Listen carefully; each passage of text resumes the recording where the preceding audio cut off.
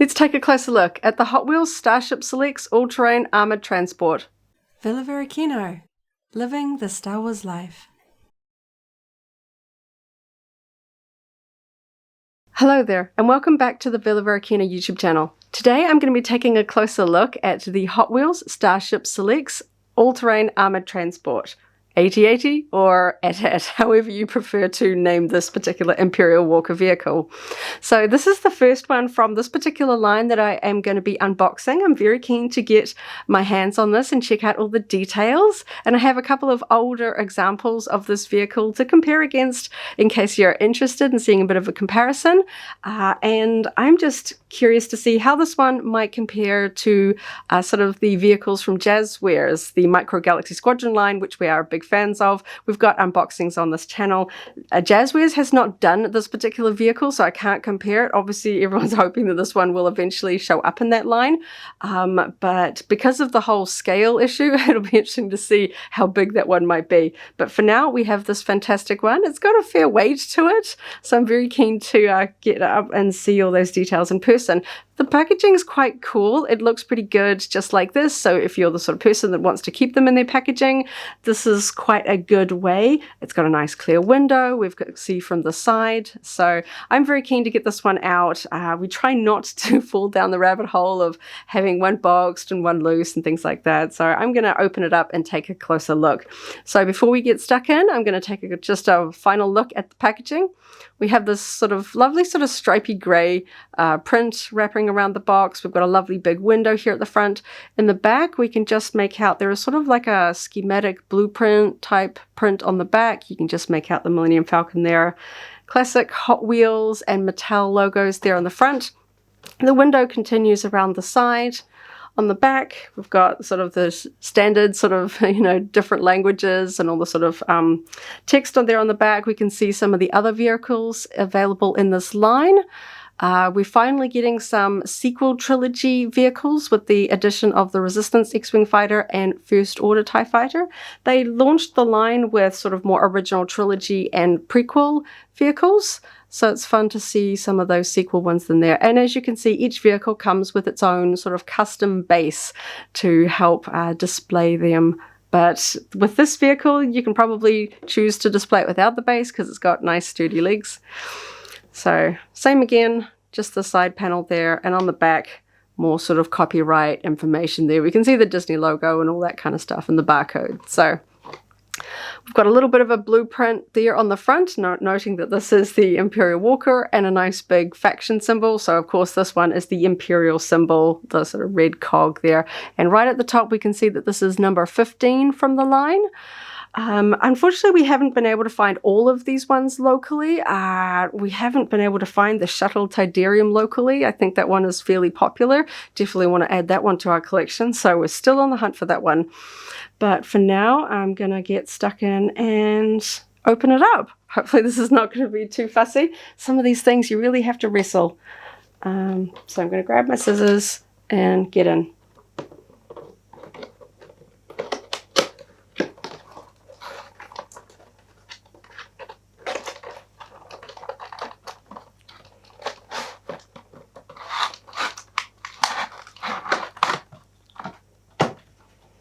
Okay, so that slid out fairly easily, so I'm glad. Looks like you could even put it back in if you really want to. So getting a better sense of the vehicle, we've just got this plastic wrapping around it, and it looks like it lifts out pretty easily. No fuddly zip ties or anything like that, and it looks like the base is here underneath, so that's why I couldn't sort of see it when it's in its packaging. And now we can take a little bit of a look. We can see that it's a pretty much sort of a montage of some of the other vehicles in the line.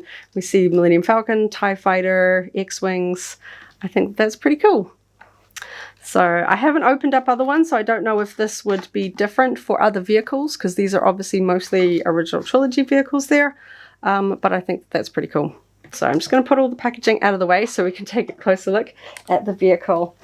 I'm just going to slip this out so we can see. Got a cool, that looks like silver printing there with the vehicle name and the faction symbol, which of course is the Imperial symbol. Tiny little Star Wars logo. I wonder if I can get that to show up there. Star Wars logo sort of recessed there on the front. Very subtle, but that's a nice touch. And we have the, let's see if I can get this to show up, the Hot Wheels logo. Very small on that front edge there as well. It's got that sort of flame swish there. Nothing else on those edges, and this, you know, copyright information there. Star Wars, Lucasfilm, and that one says 2022 Mattel, made in China. So just get this rest of the packaging out of the way, and then we can take a look at the vehicle itself. I'm probably going to keep saying AT-AT because that's what sort of sticks in my mind the most. I know it's a source of debate, AT-AT or AT-AT. So forgive me if I say the word that is not your favorite version of the name for this. So the first thing that I notice is that these legs are completely solid. They are not articulated. I can't move them. They are fixed. And in fact, these two are joined. So they can't even be pulled apart. Those sort of toes touch. So yes, very much sort of, and I guess that makes sense. I was curious to sort of get this in hand and sort of see if these would move in any way. But because this is metal, this has got a fair weight to it. I can imagine that being a hazard if this would tip over on a bookshelf or something. So I can imagine that having that be very sort of sturdy. You can hear how heavy that is when I put it down. That it's nice and sturdy. That's going to take a fair amount of pushing or rocking to get that to fall over. So that's cool. We don't have, I know some versions of the toys have like an opening here so you can put like little figures. This particular line does not seem to include any kind of little figures. Like Jazzwares comes with little figures, and some of the other lines in the years have come with little, you know, little stormtroopers and things like that. This one doesn't seem to have an opening, and the cockpit doesn't open. There's nothing there. But just holding this, I did notice that the sort of the blaster turrets on the front, they have a small amount of movement. These do feel plastic, actually. But these ones on the front, it's hard to tell. They feel different to what these ones are made out of. So it's a little hard to tell if these are plastic or not. We've got a little bit of rotation here. So I can move that side to side, so you can get a little bit of posability there. But I don't feel, oh, okay, yes, it's a little bit stiff, but it looks like the neck can move just a little bit side to side as well. So that's where we get a little bit of articulation. We can see we've got a little bit of a, see if I can catch it in the light, a Lucasfilm stamp here that says copyright LFL HHR23. So just a little bit of a sort of note in there. And otherwise, I don't see sort of any other copyright information. We've got a number stamped under there. I'm sure that's just for sort of manufacturing purposes. And we can see 2 silver screws on the underside in here for how they've put it together, because obviously it's impossible to cast something like this as a solid object. So I'm just going to take a closer look at the wash, the paint effects on this. It is quite a white, bright one. It feels very much like what we would see on Hoth. It sort of has a sort of a snowy effect to it. Not that it's actually weathered in snow, but this feels a little bit more like a Hoth vehicle than perhaps one on Endor or any other sort of planet. So yeah, so I know that certainly with the Jazzwares line, the weathering can vary a lot.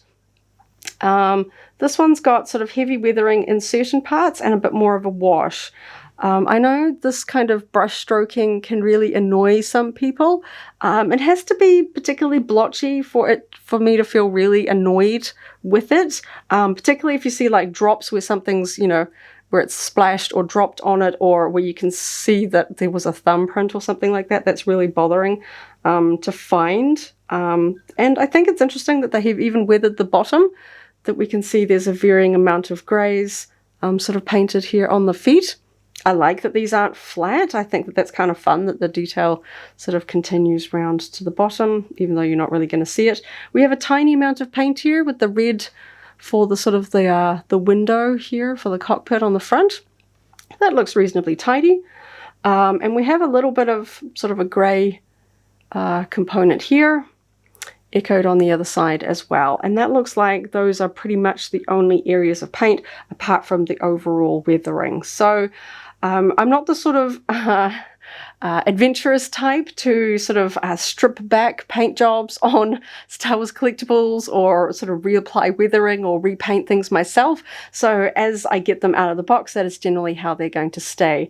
Overall, this is not a bad paint job. I mean, if we had only ever seen one of these on the shelves, and if you know me, I'm the sort of fan that if there are multiples on the shelf, I will pull them all down and I will basically have like a showdown to see which one I think I'll pick up to. If that one's got a better paint job, I'll put one down and I'll go through until I've got what I deem the winner, and that's the one that I will take home.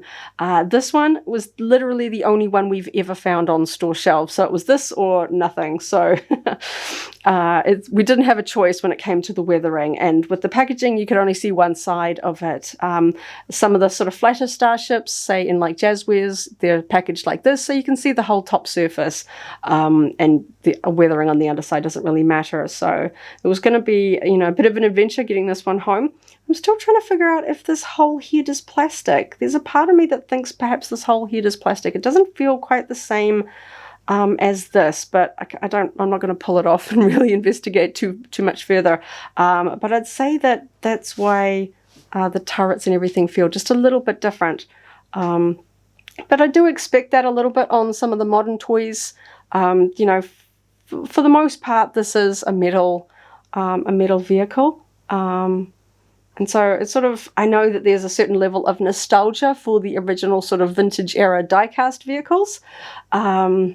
So I can understand why people enjoy these sort of newer era metal replicas as well. So the paint job on this side is a little bit more swishy. I think perhaps I don't know, there's like a swish here. I don't know, it's all a little bit sort of subjective, isn't it? Some people hate it, some people don't mind either way. This paint job doesn't bother me, honestly. I'll put it on the shelf and I just think it looks cool, like it's, you know, gotten grubby on the battlefield. Very, very cool.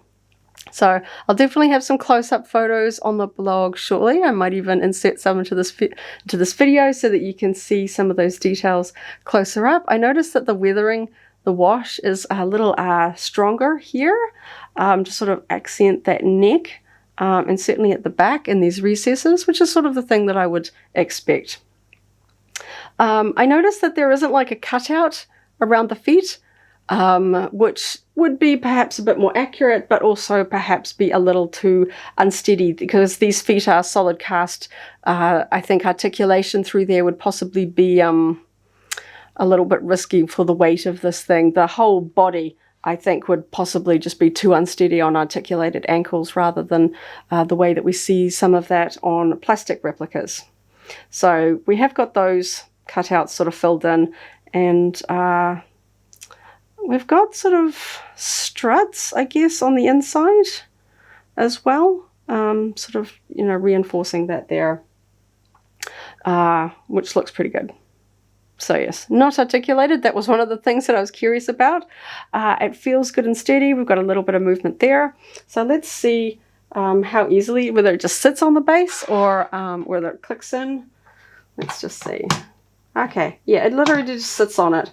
So you can just take it off, put it down. So if you prefer the look of it sitting on a shelf for sort of aestheticness, or whether you want to put it on its display, particularly if, I guess, if you have a few of these from the line that look all good, all lined up with their names and everything like that. But that is the Hot Wheels All-Terrain Armored Transport. So for comparison, I have here the original 1995, I believe. Let me just double check that. Yes, the 1995 Action Fleet AT-80 or AT-AT. As you can see, this one has not aged the best. It's a little less yellowed on this side. So just out of curiosity, I just wanted to see the scale of these two side by side. I'm just going to put that out of the way so we can see that it is smaller. If you're looking for a sort of a definitive one to put on a shelf, I do think like this one has got the aspects of plastic toys that we expect. It's got articulation, you know, it's got aspects that you can sort of put toys in. You can open this up and put figures in it. The cockpit opens, and you can move the legs. It's got, you know, the accurate sort of details with the cutouts here and stuff like that. But as with plastic, it doesn't always stand up to the test of time. You can just see sort of that sort of greenish yellowing going on there, which is a bit of a shame, especially on that side. Whereas I don't think this one will suffer quite the same fate as this one. This one just feels really nice. I'm really, really impressed with it. I've had such a sort of nostalgia for the action fleet vehicles. You know, for a long time they were basically all we had, you know, unless you had some of the die-cast or, you know, Kenner stuff from back in the day. Or just don't have the space for the big Hasbro ones, you know. These are it's such a classic, iconic Star Wars vehicle, and I really do like having these ones on the shelf. But honestly, I've been sentimental about this one, even though it looks so sort of a bit sad these days. But I think this one is my new favorite. I think that looks, I mean, even though it's a little smaller, I think this one looks fantastic. And just for the New Zealand fans, this is the little one that was available through a KFC promotion back in 1997, around the time of the special edition. So if you happen to have this one on hand, you will be able to see as a size comparison with this new Hot Wheels one. And you can see this one's also yellowed a bit with age. But yeah, so you can see I've got my little family of Imperial Walkers here. And just by looking at it, this one is definitely the best. It's not articulated, but honestly, unless you really want to do a diorama and sort of modify them to have like one down, you know, with the legs bent or something like that. But if you've had some of those articulated toys over the years, you know that the joints don't always hold up, and they do kind of want to lean down over time. Because this isn't articulated, it's always going to stand nice and solid like that, and a lot less likely to break or weaken in any of those points. I'm really, really happy with this. I think this is fantastic. I like that you've just got a little bit of movement there, but honestly, it doesn't really need to move much at all. So I think those are fun to have, but I don't want to display these together because I think this one looks too good. Definitely keen to pick up more from this line because this is a fantastic first one to grab, isn't it? I'm definitely keen to check out more of this line. I know we've already gotten a fair amount of Jazzwares, Micro Galaxy Squadron vehicles, but honestly, I don't think one can have too many Star Wars vehicles for your display. So I hope you enjoyed this unboxing and sort of review and a bit of a mini comparison. I was most curious to see how it stacked up to that old action fleet there. I think this is a fantastic version. I'm so excited, and I hope everyone is able to get their hands on it. Here in New Zealand, the distribution has not been great. I hope elsewhere in other countries that this is available in much bigger numbers, because I think that this one is especially such an iconic Star Wars vehicle. It's definitely going to be a must-have if you are collecting Star Wars vehicles or anything from the Hot Wheels vehicle line. So, as I said earlier, we'll have more photos up on our blog shortly. Thank you so much for watching. Catch you in the next video, and may the Force be with you. If you enjoyed this video, go ahead and give it a like, check out our other videos, and subscribe for alerts about new uploads. Thanks for watching, and may the Force be with you.